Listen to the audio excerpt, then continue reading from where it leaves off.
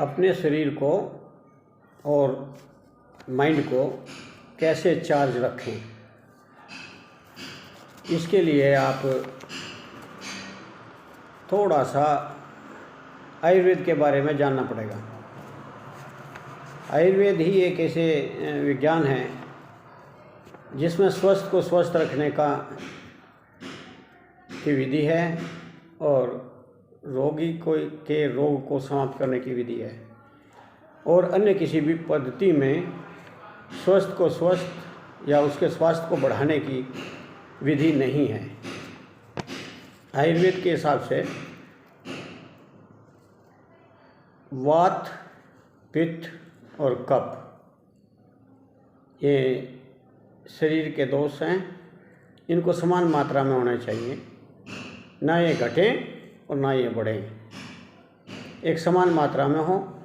और सप्त धातु रस, रक्त, मेद, अस्थि, मज्जा, शुक्र, ये 7 धातुएं हैं। ये 7 के साथ समान मात्रा में होनी चाहिए। ये भी ना कम और ना फालतू हों, और मन प्रसन्न हो तभी व्यक्ति को स्वस्थ कहा है। तो इनको सबको समान रखने के लिए हमें आयुर्वेद ने आहार, व्यवहार और ब्रह्मचर्य, ये इन 3 चीज़ों का त्रिस्तंभ बताया है, 3 खंभे। अगर आपका आहार खराब होगा तो आपकी धातु रस खराब होंगी, आपका व्यवहार खराब होगा तो आपकी धातु और दोष ये घटेंगे या बढ़ेंगे। और इसी प्रकार से ब्रह्मचर्य से आपकी धातुओं का रक्षण होता है। आपका दिनचर्या ठीक होना चाहिए। दिन में सवेरे से शाम तक किस प्रकार से आप व्यतीत करें वो आयुर्वेद में है कि आप जल्दी उठें, जल्दी सोएं, सवेरे नहाएं, दातून करें और परमात्मा का स्मरण करें। दोपहर में खाएं तो क्या खाएं, सवेरे खाएं तो क्या खाएं, रात को क्या खाएं, रात को क्या नहीं खाना चाहिए। और एक ऋतुचर्या है, एक रात्रिचर्या। रात्रिचर्या में रात को कितने घंटे सो जाना चाहिए, किस तरीके से सोना चाहिए, क्या खा कर के सोना चाहिए और क्या नहीं खा कर सोना चाहिए। इसी प्रकार से ऋतुचर्या है, किस ऋतु में क्या खाना चाहिए, बसंत में, गर्मी में या बरसात में क्या खाना चाहिए और क्या नहीं खाना चाहिए, ये हम वीडियो में भी बताते रहते हैं। आयुर्वेद ने तो बड़ा विस्तार से बताया है। आयु के हिसाब से आप अपनी आयु के हिसाब से, यानी कि बालक को क्या खाना चाहिए, कैसे व्यवहार करना चाहिए और किस तरीके से उसको नींद लेनी चाहिए, इसका ध्यान रखें। युवावस्था के लिए अलग है और वृद्धावस्था के अनुसार अलग है। आपका भोजन कितनी मात्रा में हो, निद्रा आपकी कितनी हो, तो इसके बारे में आपको ज्ञान लेना चाहिए। आपको हल्का हल्का सा हम बता देते हैं कि दिन में आप जल्दी उठें, जल्दी सोएं। सवेरे उठते ही आप सूर्य निकलने से पहले अगर 1 गिलास गर्म पानी पिएं तो आपके शरीर की शुद्धि होगी, और मेडिटेशन करें तो सबसे अच्छा है। कभी भी भोजन के साथ जल ना करें, जल ना पिएं। सवेरे आदमी को उठते ही जल का सेवन, भोजन के बाद यानी कि दोपहर के भोजन के बाद छाछ का, तक्र का सेवन, और रात के समय भोजन के बाद दूध का सेवन बताया है। तो इसी प्रकार से ऋतुओं का है। आप कभी भी रात को उठ करके आप भोजन ना करें, आप उठ करके बार बार पानी ना पिएं।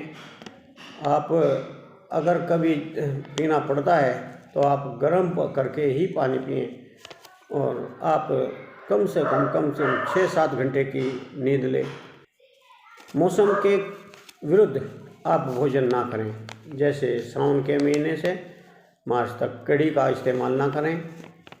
कढ़ी एक काढ़ा था, ये भोजन नहीं है, ये बहुत ही वात प्रकोपित करने वाला है। तो आप बरसात के दिनों में कढ़ी ना खाएं। आप किस मौसम में क्या ना खाएं, हमारे अपने पहले भी बुजुर्ग लोग जानते थे, लेकिन हम उपवास करते हैं उनका। हम अपने आप को ज़्यादा शिक्षित मानते हैं और उनकी बात को अवॉइड कर देते हैं कि उनको पता है कि हम गुड़ के साथ क्या नहीं ले सकते या दूध के साथ हम क्या नहीं ले सकते। जैसे दूध अगर हमने लिया है तो हम नमकीन ना खाएं उसके साथ। अगर मछली खाई है तो दूध ना पिएं। अगर मूली खाई है तो दूध ना पिएं। अगर खरबूजा तरबूज पिया है तो पानी ना पिएं। इस प्रकार से बहुत सी चीज़ें विरुद्ध आहार बोलते हैं, ये ध्यान रखें आप। पंच महाभूतों का जिससे हम बने हैं, पृथ्वी, वायु, तेज, आकाश, इस प्रकार से 5 चीज़ें, इनसे हम अग्नि, इनसे हम बने हैं, तो इनका सेवन करें। जैसे खुली हवा में आप घूमें और पृथ्वी से भी संपर्क रखें, धूप का सेवन करें, योगा प्राणायाम करें। इस प्रकार से आप अपने मकान में अंदर ही अंदर ना रहें। एसी का ही मकान है, आप जूते, हमेशा जूते आपके शरीर पर चढ़े रहते हैं और कभी पृथ्वी से संपर्क नहीं होने देते। फिर गाड़ी में भी एसी है, आप कभी धूप से का सेवन नहीं करते, कभी खुली हवा का सेवन नहीं करते, तो आपका बीमार होना निश्चित है, आपकी आयु छोटी होनी निश्चित है, आपका एक गंभीर अवस्था में पहुंचना आपके लिए बहुत आवश्यक है। इसलिए आप थोड़ा सा पंचमहाभूत का आप इस्तेमाल करें। शरीर को ठीक करने के लिए आप तेल मालिश भी करें, भोजन समय पर खाएं, मौसम के हिसाब से खाएं।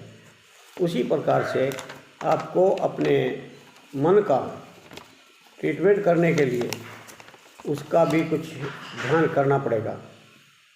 मेडिटेशन करिए और योगा करिए। मोबाइल और टीवी से थोड़ा सा कुछ समय के लिए आप दूर रहें, सोशल मीडिया से दूर रहें, तो आपके मन में थोड़ी शांति रहेगी। और कुछ टाइम के लिए आपको चुप रहना भी सीखना पड़ेगा।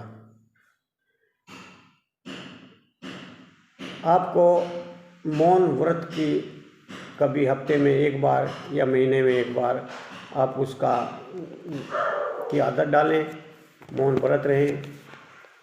कई लोगों का व्यवसाय ऐसा है कि वो मौन नहीं रह सकते, लेकिन जब मौका लगे थोड़ी देर के लिए तो आप मौन रह सकते हैं, इरादा करके कि अब मैं 5 मिनट के लिए नहीं बात करूँगा, मैं 1 घंटे के लिए बात नहीं करूँगा।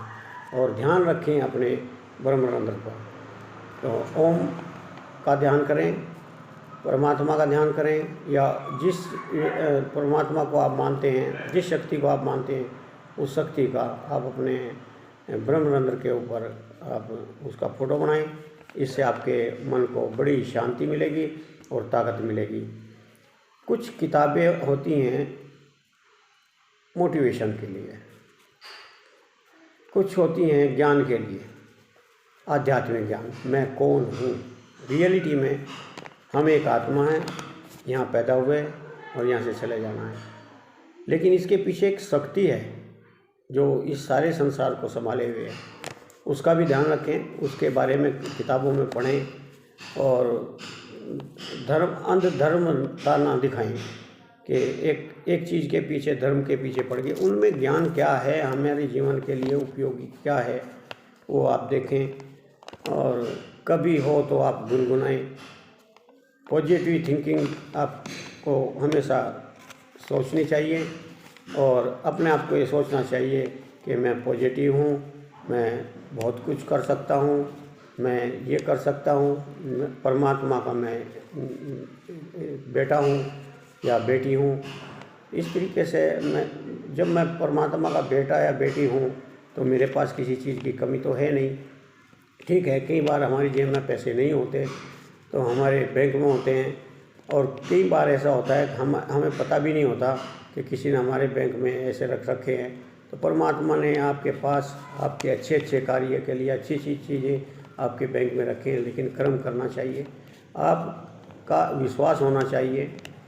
तो आप पॉजिटिव रहें तो आपको बहुत कुछ मिलेगा। खाने के बाद हमेशा टहलें, इससे भी आपके शारीरिक और मानसिक शांति मिलेगी। तो आप नशा ना करें, नशा हमें निगेटिविटी की तरफ ले जाता है, और नशा ना करें और न ही नशा करने वाले की संगत करें। आस्तिक व्यक्ति के पास जाएं, पॉजिटिव के पास जाएं, जो अच्छे विचारों के आदमी हैं उनके पास खड़े हों या उनके से दोस्ती रखें। लेकिन जो नास्तिक है, नास्तिक जो न अस्ति यानी कहते हैं कि कुछ नहीं है, भगवान कुछ नहीं है, तो ऐसे व्यक्ति बड़े खतरनाक होंगे आपके लिए। तो आप नास्तिक से भी दूर रहें, अच्छी नींद लें, 6 घंटे से लेकर के 8 घंटे तक आप सो सकते हैं। आयु के हिसाब से ध्यान रखें कि हमें कितना सोना है। 6 घंटे से तो कम कोई भी नहीं सोए। और तामसिक भोजन को त्याग दें, मीट, अंडे, मछली इनको आप ना खाएं। फ्राइड चीज़ें भी बहुत ज़्यादा ना खाएं। कभी तीज त्यौहार पर आप खाना चाहते हो तो आप खाएं। हमेशा ये महसूस करते रहें कि परमात्मा मेरे साथ है। जैसे आपका बच्चा आपके फील्ड में कहीं पार्क में घूम रहा है, तो आप कहीं हैं, कहीं भी हैं आसपास, आपकी निगाह नहीं हटती, आप उसका ख्याल रखते हैं कहीं गिर ना जाए, कहीं चोट ना खा जाए। इसी प्रकार से परमात्मा हमारा हमेशा ख्याल रखता है कि ये गलत इसके साथ ना हो जाए। परमात्मा कभी गलत नहीं होता, लेकिन हमारे कर्म, हम ही खुद अपने ऐसे कर्म करते हैं कि जिसकी वजह से हमें चोट लग सकती है। तो मस्त रहें, एक लिस्ट बनाएं, अपनी उपलब्धियों की लिस्ट बनाएं कि हमने ज़िंदगी में क्या क्या पाया है या हमारे पास क्या क्या है। जो खोया है उससे आप सीखें कि मैंने ये क्यों खोया है, मेरी इसमें क्या गलती थी, किस रास्ते से मुझे चलना चाहिए था। किसी को दोष ना दें। हमारे साथ जो गलत होता है, अच्छा होता है, वो सब हमारे कर्मों की वजह से ही होता है। ठीक है, आज इतना ही। धन्यवाद, नमस्कार।